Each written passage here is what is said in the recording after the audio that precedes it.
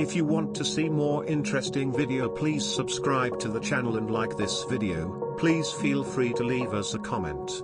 This is very important support for us. Thanks you. Stewed beef ribs with radish and tomato. The beef ribs are simmered together with apples.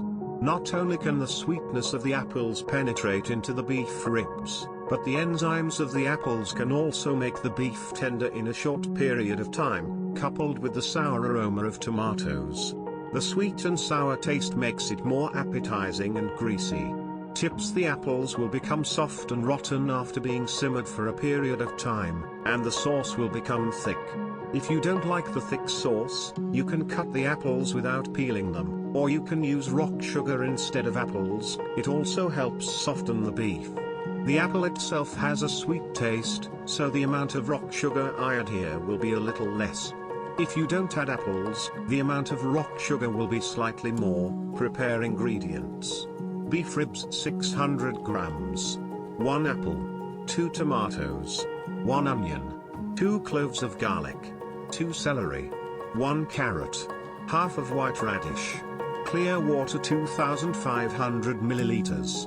Marinade. Salt to taste. Black pepper powder to taste. Seasoning. 5 tablespoons tomato paste. 1 tablespoon spicy bean paste. Rock sugar 10 grams. 3 pieces of bay leaves. A pinch of salt. Step. Prepare materials. Cut the beef ribs into appropriate size sections, add all the marinade and marinate for 15 minutes.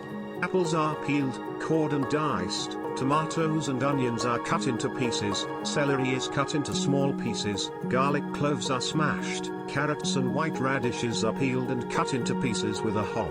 Heat oil in a pan, sauté onion and garlic first. Add water and all seasonings and stir well. The water just needs to cover all the material.